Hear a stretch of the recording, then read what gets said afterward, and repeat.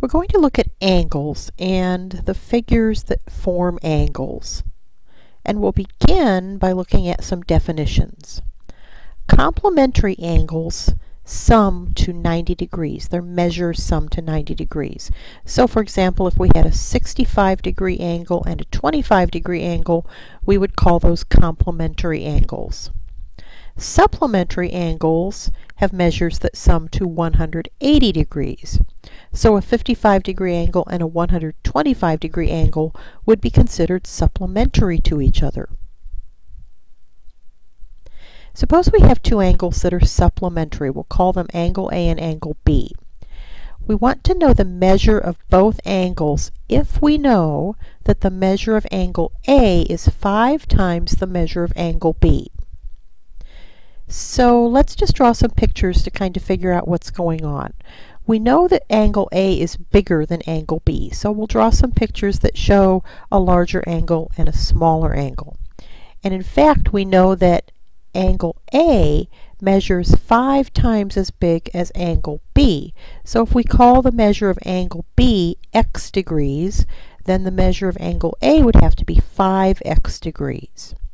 Now there's one more piece of information that's going to be useful, and that is that the two angles are supplementary, which means that their angle measures have to add up to 180.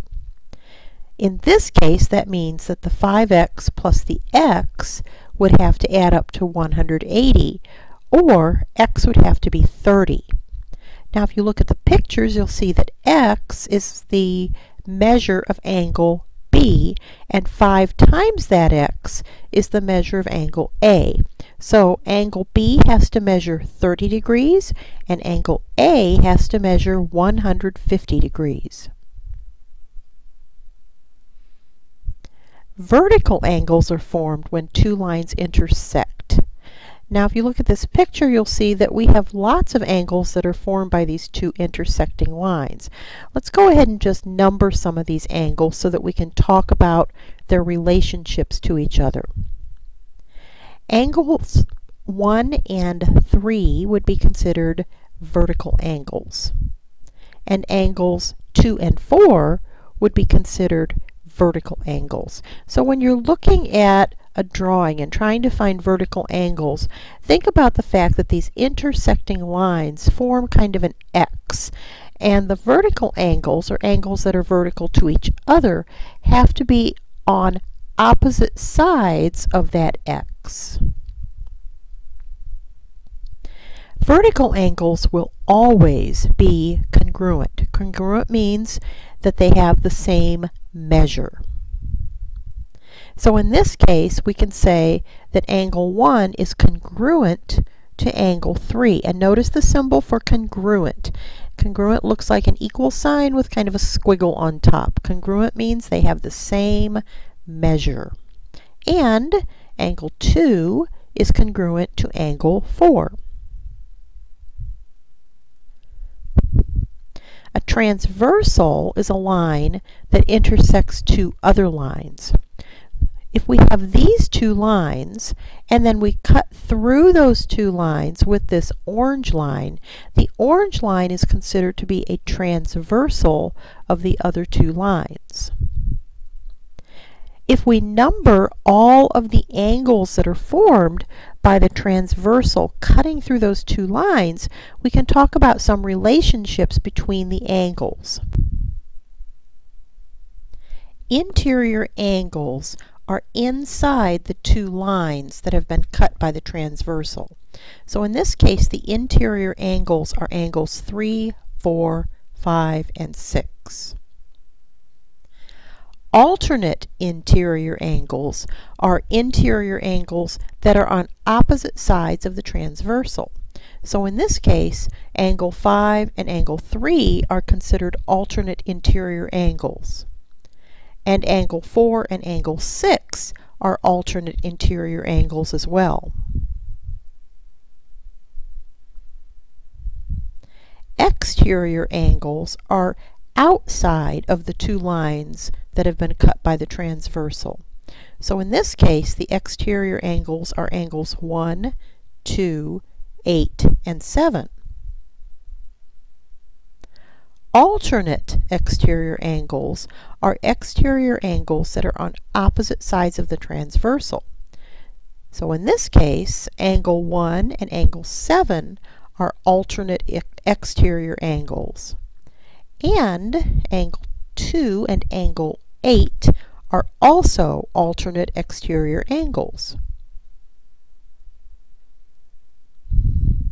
Corresponding angles are angles that are on the same side of the transversal, but one of them is inside the two lines that have been cut, and the other one is outside the two lines that have been cut.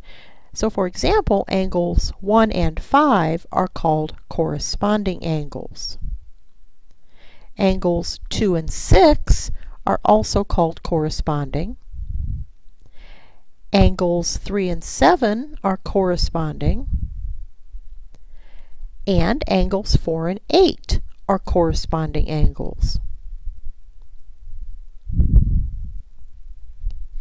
Now, if the two lines that have been cut by a transversal are parallel, then angles that are formed have even more special relationships to each other. So if parallel lines M and N are cut by a transversal, then the corresponding angles will be congruent. So in this case, we know that angles 1 and 5 are congruent because they're corresponding.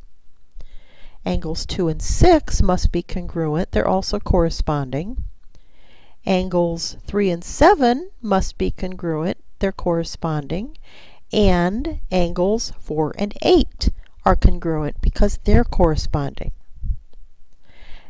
If parallel lines are cut by a transversal, then alternate interior angles are congruent. In this case, we know that angle 3 and angle 5 are congruent, and we know that angles 4 and 6 must be congruent. And if parallel lines are cut by a transversal, then we know that alternate exterior angles must be congruent. In this case, that means angle 1 and angle 7 must be congruent, and angle 2 and angle 8 must be congruent. Let's take a look at an illustration of some lines and a line segment with a few things labeled in the picture. And we've been told that lines M and N are parallel, and we want to find the measures of angles 1, 2, and 3. Now there's more than one way that we can approach this problem, more than one order that we can do the steps we're about to do in, but we'll just take this approach on this problem. Let's say that we want to know what angle 3 is. Well, angle 3 is an 80-degree angle, and the reason is that it's a vertical angle to the other 80-degree angle in the illustration. And angle 2 has to be a 30-degree angle. The reason is that it and the 30-degree angle that was in the picture to begin with are alternate interior angles. They're formed by that transversal that's cutting through those two parallel lines. And then finally, we can conclude that the measure of angle 1 has to be 70 degrees, and that's because all of the angle measures in a triangle always have to add up to 180 degrees. Here's another picture we're going to look at. We want to find the measure of angle X. So in order to do that, we need to find the measures of a few other angles. For example, angle 1 has a measure of 60 degrees, and the reason is that it and the 120-degree angle are supplementary. They form straight angles. The measure of angle 2 has to be 50 degrees. The reason for that is that angle 2 and the 130-degree angle also form a straight angle. They're supplementary. And then finally, we can find the measure of angle X to be 70 because we know that all of the angles in the triangle have to add to 180 degrees. What if we have a convex hexagon? How can we find the sum of all the measures of its interior angles? Maybe something like this. We have a hexagon, it is convex, and it says nothing in the problem about this being a regular hexagon, so this one clearly isn't. It has different side lengths, it has different angle measures. Since we don't know how much each of the interior angles measure, and clearly they measure different things, one thing we can do is to take this hexagon and divide it into shapes that we do know something about. Maybe triangles, because we know that the sum of all the angle measures in a triangle has to be 180 degrees. So if we look at each of these triangles, we can see that we have a triangle that has angles that add up to 180, and a second one, and a third one, and a fourth one. And if you look very carefully at each of the vertices, you'll see that the vertices have an angle measure that is, in some cases, been divided up between these triangles. But if we add together all of the angle measures in the four triangles, we will have the measure of all the interior angles of this convex hexagon, which would be 720 degrees. Let's think about what's really going on here. We picked a vertex and we drew some diagonals to the other vertices.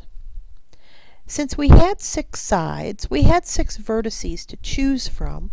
We chose one of them, but we were able to divide that into 4 other triangles, and each of those 4 triangles had an angle measure that added up to 180 degrees. So that means that the sum of all the interior angles of the hexagon is 4, because of the 4 triangles we've divided it up into.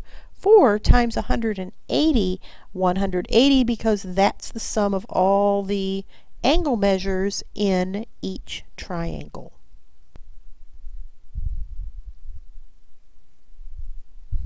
Now, how can we find the sum of the measures of the interior angles of a convex decagon? We can do exactly the same thing. We know that a decagon has 10 sides, which means if we pick a vertex, we can draw 7 diagonals, which create 8 triangles.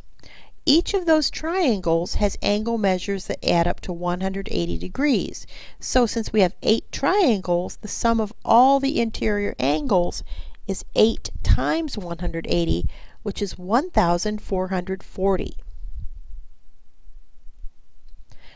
Now, how do we generalize this to finding the sum of the measures of the interior angles of a convex n-gon? Well, it's actually very simple. If we have n sides, we know that we can separate the interior into n minus 2 triangles. And since each of the triangles has angle measures which add to 180 degrees, then we know the sum of the interior angles is the number of triangles, which is n minus 2, times the number of degrees in a triangle, which is 180.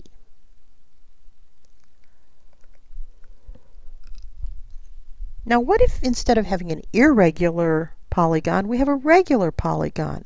What is the measure of any one interior angle of a regular decagon?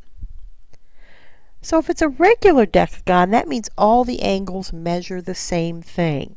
But before we get to that, we're going to have to think about how much all of the angles inside this decagon add up to. So they add up to 8 times 180, or 1,440 degrees.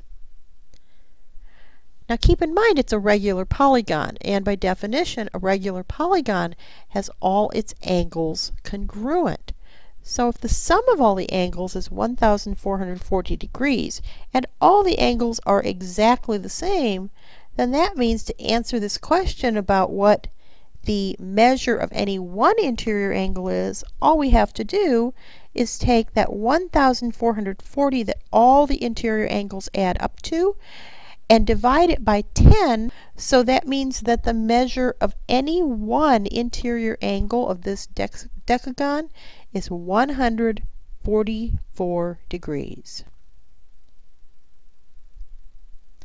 So if interior angles are inside the polygon, exterior angles must be outside the polygon. Here's how you would measure an exterior angle. You'd extend the length of one side so that you have an angle formed on the outside of the polygon. This angle would be considered an exterior angle to this polygon.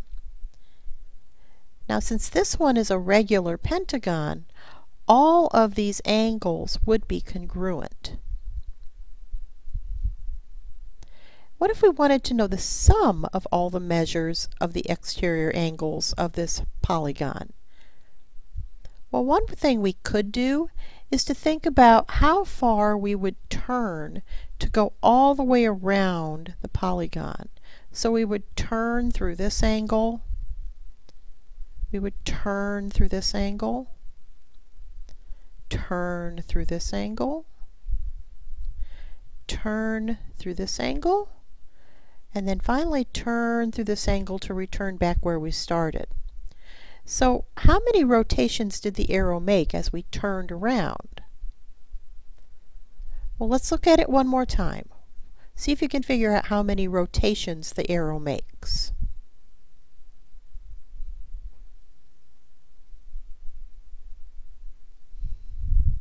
Did you see it?